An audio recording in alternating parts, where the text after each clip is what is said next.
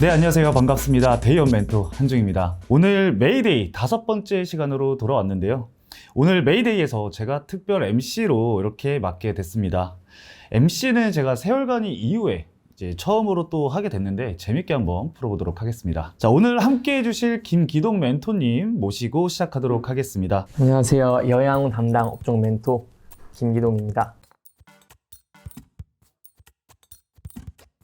네, 시청하시기에 앞서서 저희 메이데이에서 제공해드리는 정보는 우리 멘토님들의 개인적인 의견임을 말씀을 드리고요. 투자에 단순히 참고만 해주시길 당부의 말씀 부탁드리면서 오늘도 양질의 정보를 제공해드릴 예정이니까요. 많은 정보 얻어가시길 바라겠습니다. 구독과 좋아요는 저희에게 정말 큰 힘이 되니까요. 한 번씩 부탁드리도록 하겠습니다. 자, 그럼 바로 시작하도록 하겠습니다. 멘토님, 오늘 어떤 이슈 준비해 주셨죠? 네, 오늘은 홍해 리스크와 항공사의 연관성 그리고 이 패키지 여행 관련해서 말씀을 드릴까 합니다. 그러면 첫 번째 이슈부터 바로 말씀 부탁드리겠습니다. 제가 말씀드릴 주요 이슈는 이 홍해 리스크로 현재 시장에서 가장 주목하고 있는 이슈라고 할 수 있겠는데요. 이 따라서 현재의 현황에 대해서 말씀을 드리고 이 중동발 이슈에도 불구하고 왜 유가는 과거와 다른 움직임을 보여주고 있는지 이 부분에 대해서 설명해 드리려고 합니다. 네, 그럼 본격적으로 이슈를 소개를 해 주시기 전에 이 이스라엘과 하마스 간의 현재 상황 어떻게 되고 있나요? 네, 그 이스라엘과 팔레스타인 무장정파인 하마스의 전쟁 이후에 이 이란의 지원을 받는 예멘 후티 반군이 이 팔레스타인의 승리를 돕겠다라는 명분으로 이 홍해에서 상업용 선박을 잇따라서 공격을 하고 있는데요. 이에 따라서 세계 최대의 컨테이너 선사인 스위스 MSC와 2위 머스크사 등은 이 홍해를 통한 운항을 일시 중단한다고 발표를 하기도 하였습니다. 제가 알기로는 이제 머스크사가 1위였는데 이게 1위를 뺏겼나 봐요, 머스크사가. 네, 최근에 1위를 탈환했다고 하더라고요. 일단 그러면은 홍해를 통해서 이 운항을 일시 중단한다라고 말씀을 해주셨는데 홍해가 막히면은 어떤 일이 벌어지는지 간단하게 좀 말씀을 해주시겠어요? 네, 이 홍해가 막히면 이 유럽과 아시아에 있는 이 최단 선박 항로인 수에즈 운하를 지나가지 못하게 되는데요. 이 대신에 아프리카 남단의 희망봉으로 돌아가야 합니다. 이 희망봉은 수에즈 운하가 만들어지기 이전에 이용되는 항로로 이 배가 멀리 돌아가야 하기 때문에 이 비용이 상승하고 이 물가를 자극하게 될 거라는 우려가 있습니다. 이게 결국에 희망봉으로 돌아가게 되면은 이 운임비 상승으로 이어지게 되면서 저희 저번 메이데이 시간에 그 조선업항 해주신 그 부분도 이제 연결이 되잖아요. 그렇죠. 근데 이게 항공에도 연결이 된다. 그래서 이 홍해가 좀 중요하다라고 말씀을 해주셨는데 과연 어느 정도로 좀 중요한지 이 부분도 좀 간단하게 우리 시청자분들에게 설명 한번 부탁드릴게요. 네, 이 홍해는 컨테이너가 30% 그리고 에너지가 15% 정도 움직이기 때문에 이 매우 중요한 교역로라고 할 수 있겠는데요. 특히 에너지 측면에서 보자면은 러시아와 우크라이나가 전쟁을 한 이후부터 더 중요해졌다고 할 수 있겠습니다. 이 유럽과 러시아의 가스관이 막히고 서방 국가들이 러시아에게 제재를 가했기 때문에 거기에 대해서 더 중요해졌다고 할 수 있겠습니다. 그럼 결과적으로 이 러시아에서의 수출이 막히면서 이 홍해 에너지 물동량이 늘었다는 건데 그러면 구체적으로 이 물동량이 어느 정도 늘었나요? 네, 물동량은 좀 크게 늘었다고 할 수 있겠는데요. 이 블룸버그가 유조선을 추적해서 이 분석한 보도에 따르면 이 우크라이나 침공 전 러시아 원유는 하루에 12만 배럴로 이 수에즈 운하를 통해서 수출이 되었는데요. 최근 6개월 동안에 하루 170만 배럴로 크게 급등을 하였습니다. 또한 같은 기간 중동에서 유럽으로 가던 원유 수송은 하루에 87만 배럴에서 130만 배럴로 크게 증가했다고 할 수 있겠습니다. 그럼 지금까지 홍해 상황에 대해서 좀 간단하게 좀 정리를 해주셨는데 이 말씀해주신 내용들이 과연 이 항공주에 어느 정도의 영향을 좀 미치는지 그 부분도 한번 말씀을 좀 부탁드릴게요. 네, 이 항공주들의 주가는 보통 유가의 움직임과 연관돼서 움직이는 경향이 강하다고 할 수 있겠는데요. 그렇죠. 이 이유는 원유를 분별 증류해서 생산하는 항공유가 이 항공사들의 매출 원가의 30%를 차지하고 있기 때문입니다. 그러면은 이 과거에 이 비슷한 상황에서 유가가 발작적으로 좀 움직였던 것처럼 현재의 이 홍해 사태도 이 유가 상승을 야기하기 때문에 이 항공주들에게는 좀 악재라고 볼 수 있는 건 아닌가. 네, 그렇게 생각을 할 수도 있겠는데요. 하지만 현재 유가의 추이를 보신다면 이 중동, 특히 원유 생산국이나 호르무즈 해협처럼 주요 교역로가 불안해졌을 때 발작적으로 움직이던 유가와는 조금 다른 모습을 보여주고 있기 때문에 이 현재의 항공주들에게는 좀 큰 영향을 주고 있지는 않다고 할 수 있겠습니다. 그럼 구체적으로 좀 어떤 부분이 다를까요? 이유를 좀 말씀을 드려보자면은 이 현재 세계적으로 좀 원유의 공급량 자체가 좀 많기 때문이라고 할 수 있겠는데요. 이 현재 미국은 이 사우디나 러시아보다 훨씬 수백만 갤런 이상 많은 하루 1320만 배럴을 생산을 하고 있고요. 이 미국뿐만 아니라 가이아나와 브라질도 기록적인 석유를 생산을 하고 있고, 이 이란의 원유 수출도 좀 크게 늘어났습니다. 이러한 기록적인 원유 생산량 덕분에 이 홍해가 폐쇄가 된다고 하더라도 유조선의 항해 기간 자체는 길어질 수 있겠지만 이 생산량 자체가 영향을 받지는 않을 것으로 보고 있는데요. 따라서 현재의 홍해 리스크로 인한 유가 상승은 조금 제한적이라고 할 수 있겠고요. 이 중동 전쟁으로 좀 확산되지 않는다면 현재의 유가를 유지할 가능성이 크다고 얘기를 해볼 수 있겠습니다. 자, 간단하게 좀 정리를 해보자면 세계적으로 원유 공급량이 많고 많은 상황이고, 이 지정학적 리스크가 발생하지 않는다면 이 유가는 좀 안정적으로 유지가 될 것이다, 그렇게 전망을 좀 말씀을 주셨는데, 이 유가 안전화 관련해서 수혜를 받을 수 있는 기업 있겠죠? 네. 이게 사실 항공주들은 이 유가 안정화에 대한 수혜를 모두 공통적으로 받는다고 할 수 있습니다. 그래서 제가 이 저가 항공사들 중에서 이 실적이 가장 좋고 전망이 가장 좋은 기업 두 개를 좀 소개를 해드리려고 합니다. 전망이 가장 기대가 되는 두 개 기업, 저도 좀 기대가 되는데 바로 한번 말씀을 좀 부탁드릴게요. 이 첫 번째 기업은 제주항공인데요. 이 제주항공 같은 경우에는 이 1월에도 계속 이 일본에 대한 노선을 증가를 하고 있고, 이런 노선 확대로 인해서 저희가 좀 매출 성장성도 기대를 해볼 수 있겠습니다. 이 또한 다른 항공사들과 차별점이 있다고 할 수 있겠는데요.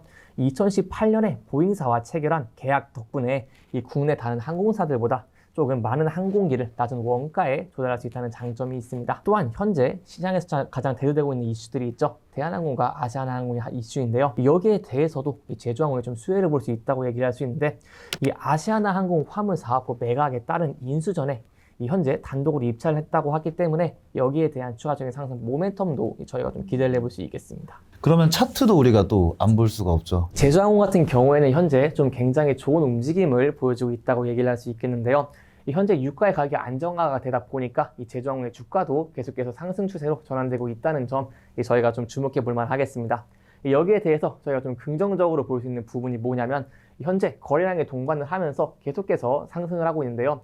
특히 이 1월에 높은 거래량과 함께 단기 정고점을 좀 돌파하는 모습을 보여주고 있기 때문에 여기에 대해서 강한 상승 추세가 있다고 얘기를 할 수 있겠습니다. 또한 주가가 하락할 때 거래량을 보시면 주가가 하락을 하면서 거래량도 같이 이렇게 하락을 하는 모습을 보여주고 있기 때문에 여기에 대해서 매도세가 적고 매도세가 좀 많이 붙어 있기 때문에 앞으로의 추가적인 상승도 기대를 해볼 수 있다고 얘기를 할 수 있겠는데요. 그래서 저희가 좀 단계적으로 보신다면 이 15,500원까지 올라갈 것을 좀 기대를 해볼 수 있겠고, 24년에 업황도 좀 좋다고 얘기를 할 수 있기 때문에 좀 장기적으로 본다면, 중장기적으로 본다면 이 17,300원 이 전 고점 라인까지도 저희가 상승하는 모멘텀을 좀 기대를 해볼 수 있겠습니다. 하지만 저희가 좀 리스크적인 측면도 얘기를 해본다면, 현재 이동평균선 위에서 주가가 움직이고 있는데 이동평균선을 이탈을 하면서 주가가 하락을 해준다면 거기에 대해서도 신중하게 접근을 하시는 게 좋다고 얘기를 할 수 있겠습니다.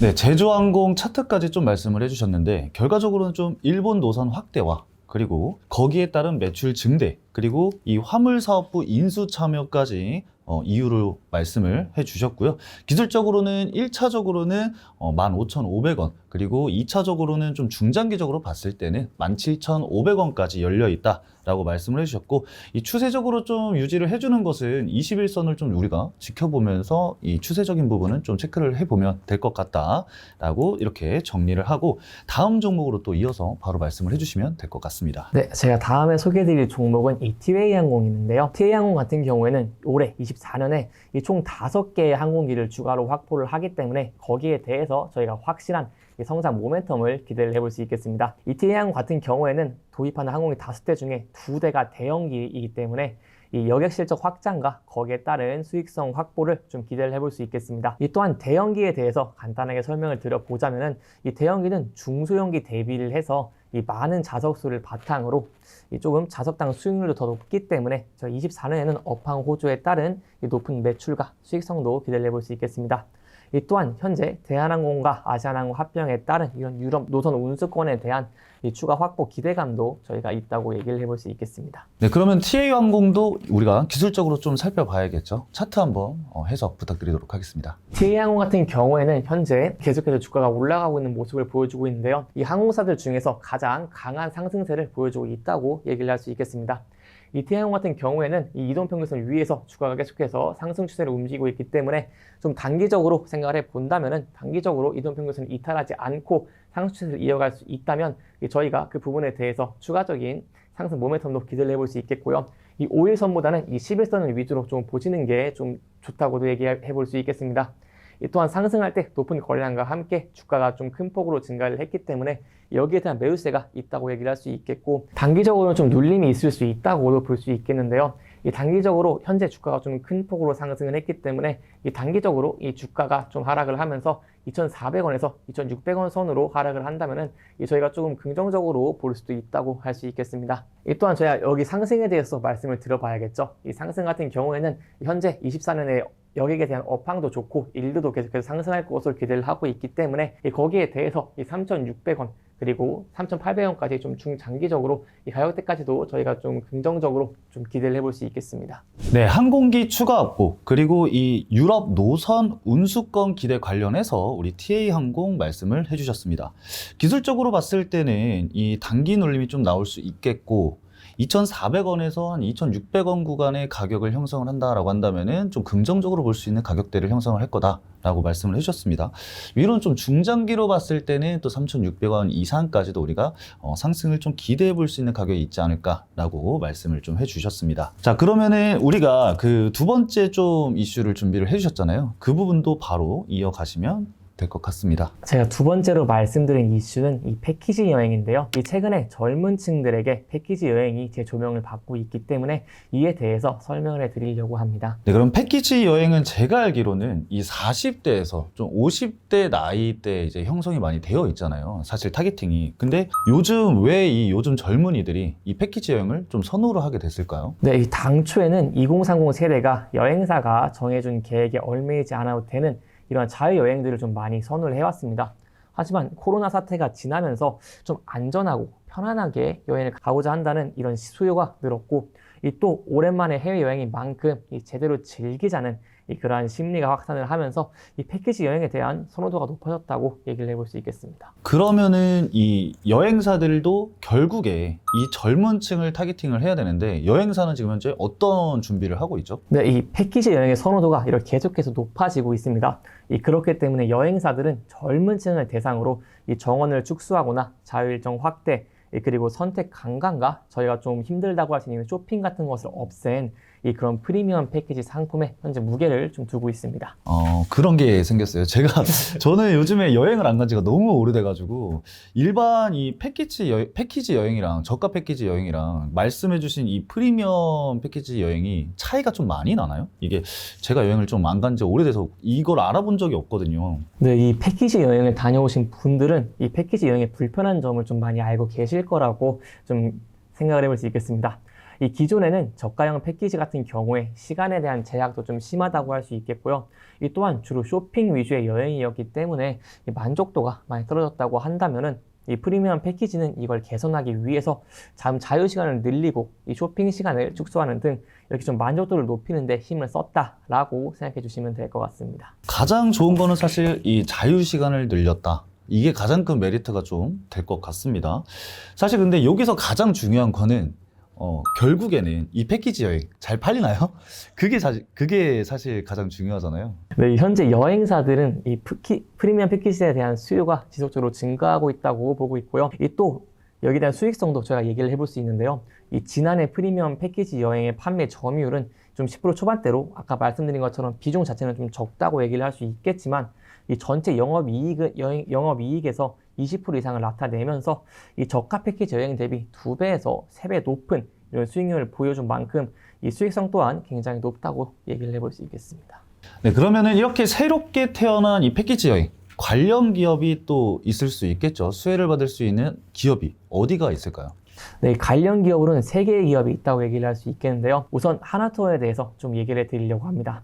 이 하나투어 같은 경우에는 현재 이렇게 엔저 현상이 계속해서 나다 보니까 이런 일본양 패키지에 대한 판매량이 좀 증가를 했습니다. 예, 그렇기 때문에 거기에 대해서 좀 최대 수혜를 볼 수 있는 여행사다라고 알고 계시면 좋을 것 같고요. 또한 이 3.1전이나 4월 총선 등 이런 연휴 증가에 따른 이 비수기 효과가 상쇄되기 때문에 여기 힘입어서 좀 실적의 우상향도 기대를 해볼 수 있겠습니다. 작년 12월 패키지 송출객 수도 좀 유의미한 수치를 기록했다고 얘기를 할 수 있겠는데 22년 동월 대비해서 좀 2배 이상 증가를 하는 등 이렇게 최고치를 경신했고 저희가 여행 수요가 가장 많았던 이런 2019년 이 날과 비교를 좀 해본다면은 2019년 대비 한 87% 정도 회복을 했다고 얘기를 할 수 있겠습니다. 또한 동남아와 일본 이런 단거리 항공 공급석이 매월 증가를 하고 있기 때문에 여기에 대해서 송출객 수 증가도 기대를 해볼 수 있겠고요.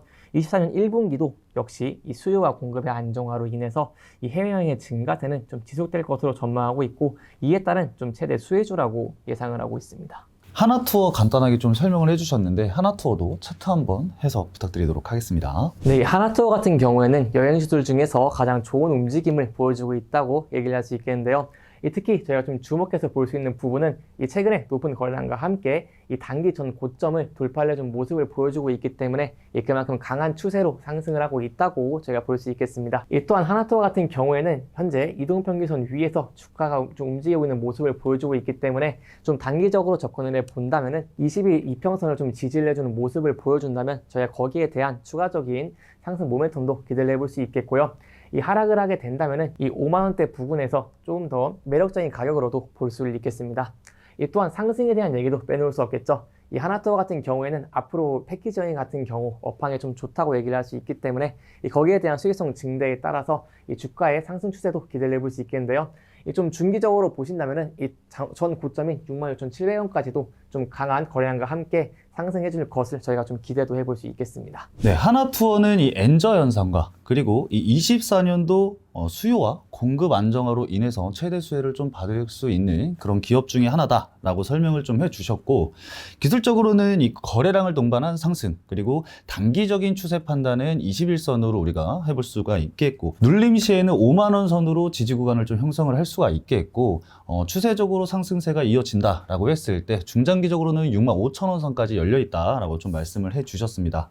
다음에 준비하신 종목은 또 어떤 종목이 있을까요? 네, 제가 또 소개해드릴 종목은 모두투어인데요. 이 모두투어 같은 경우에는 23년에 좀 좋은 실적을 냈다고 할 수 있겠습니다. 아까 말씀드린 것처럼 이런 패키지 여행에 대한 수요가 증가하다 보니까 거기에 대해서 좀 큰 수혜를 봤다고 얘기를 할 수 있겠는데요. 이 모두투어가 23년엔 해외여행 송출객 수가 전년 대비 약 327%로 좀 큰 폭으로 증가를 했고요. 또한 저희가 추가적인 기대를 할 수 있는 부분은 현재 인천공항이 미국 그리고 일본 중동 노선이 한 100% 정도 회복을 했습니다. 그러한 여객 100% 회복에 대해서 이 모두투어 같은 실적도 이러한 추세를 좀 따라할 것으로 기대를 해볼 수 있겠습니다. 또한 구조조정의 효과와 항공 공급의 증가를 통해서 좀 매출액 성장과 시너지도 기대를 해볼 수 있겠는데요. 과거에는 근무인원이 1250명으로 좀 많은 축에 속했습니다. 하지만 현재 구조조정을 통해서 600명이 근무 중으로 이런 고정비 감소를 통한 이 마진 구조 개선도 좀 저희가 기대를 해볼 수 있겠습니다. 그럼 모두투어도 차트 한번 보도록 하겠습니다. 모두투어 같은 경우에는 현재 계속해서 주가가 하락을 하다가 좀 높은 거래량을 보이면서 주가 상승을 보여줬습니다. 그리고 박스권 안에서 움직이고 있는 모습을 보여주고 있기 때문에 좀 높은 거래량과 함께 이 박스권을 돌파를 해준다면 저희가 추세적으로 이 19,000원 선까지도 좀 기대도 해볼 수 있겠고요. 또한 모두투어 같은 경우에는 이 단기적으로는 15,000원 라인에서 지지 구간을 저희가 한번 생각을 해볼 수 있겠고요. 또한 주가가 더 하락을 해서 이 14,000원을 이탈한다고 한다면 거기에 대한 리스크적인 요인도 저희가 생각을 해보는 게 좋다고 할 수 있겠습니다. 네, 모두투어 간단하게 좀 정리를 해보면은 인천공항의 이 중동 쪽 노선 여객 회복과 그리고 이 매출액 성장이 기대되면서 구조조정으로 인해 고정비 감소를 통해서 이 구조 개선까지도 우리가 기대를 해볼 수 있다라고 말씀을 해주셨고 이 차트적인 부분은 이제 박스권을 형성을 하고 있는데 이 구간을 좀 거래량을 동반을 해서 강하게 돌파를 한다라고 했을 때는 또 상단으로는 19,000원까지도 한번 열려 있다라고 볼 수가 있겠고 이 밑으로는 15,000원 박스권 하단 구간을 좀 위치를 하면서 이 구간을 이탈하면은 우리가 주의를 할 필요가 있다라고 정리를 좀 해볼 수가 있겠습니다. 자, 그럼 마지막으로 준비해 주신 종목은 또 어떤 종목이실까요? 제가 또 설명해 드릴 종목은 참 좋은 여행인데요. 참 좋은 여행 같은 경우에는 이렇게 프리미엄 패키지 여행처럼 한두 개의 도시만 둘러보는 이런 라르고라는 패키지로 인해서 좀 힐링을 테마로 하는 이런 상품을 냈습니다. 그렇기 때문에 이 힐링을 테마로 하다 보니 이용시설이 좀 고급화되고, 그렇기 때문에 자연스럽게 객단가도 상승이 되기 때문에 이 부분에 대해 수익성이 좀 증대했다고 얘기를 할 수 있겠습니다. 네, 그러면 참 좋은 여행도 차트 한번 보도록 하겠습니다. 네, 참 좋은 여행 같은 경우에는 다른 여행사들보다 좀 좋은 추세의 흐름은 보여주지 못하고 있는데요. 이 현재 좀 121선을 보시면 121선에서 저항을 받고 있는 모습을 보여주고 있기 때문에 저희가 단계적으로 접근을 한다면 121선을 돌파할 수 있을지 이 여부를 지켜보는 것이 중요할 것 같고요. 돌파를 못한다면 여기에 대한 저항이 크다고 판단을 해서 여기에 대한 추가적인 하락도 다시 생각을 해볼 수 있겠습니다. 네, 또한 이 전 저점인 6,420원을 이탈하게 된다면 이 추가적인 추세 하락이 나올 수 있기 때문에 이 부분을 좀 주의를 하시는 게 좋을 것 같습니다. 네, 휴식을 즐기는 이 테마형 패키지 라르고 여행 상품을 중심으로 영업을 하고 있는 이 참 좋은 여행까지도 설명을 좀 해주셨고, 기술적으로 봤을 때는 우리가 상단으로는 이 121선을 정을 계속 받고 있기 때문에 이 121선의 돌파 여부가 좀 중요할 것 같다라고 말씀을 해주셨고, 추세적으로 봤을 때는 이 전저점을 다시 한번 이탈을 하게 되면은 이 추가적인 하락 추세가 이어진다라고 판단을 해볼 수가 있기 때문에 이 구간들은 주의하실 필요가 있다 라고 말씀을 드릴 수 있을 것 같습니다. 자, 이렇게 패키지 여행 이슈 관련해서 3가지의 기업을 좀 말씀을 해주셨고, 그러면 오늘 총 5개의 기업을 말씀을 해주셨잖아요. 그러면은 지금 이 시장에서는 이 5개의 기업들 중에 혹시 어떤 기업을 봐야지 우리 계좌에 조금 도움이 될 수 있을까?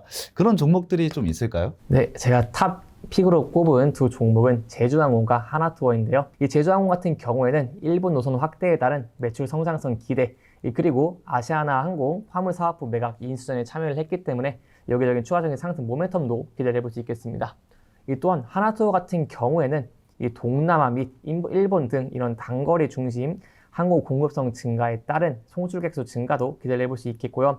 현재 계속해서 엔저 현상이 일어나고 있기 때문에 이 부분에 대한 일본량 패키지 판매량 증가도 기대를 해볼 수 있겠습니다. 네, 이렇게 제주항공과 이 하나투어 단기적인 부분보다는 좀 중장기적인 관점에서 본다고 한다면은 긍정적이기 때문에 이 주가가 눌리게 된다면은 오히려 기회가 될 수 있다. 그런 의견들까지 제시를 해 주시면서 오늘 두 기업, 이 제주항공과 하나투어는 앞으로 계속 이 김기동 멘토님께서 출연을 하실 때 주가 수익률이 표시될 예정이고요. 오늘 종가 기준으로 해서 계속해서 추적해 나갈 예정입니다.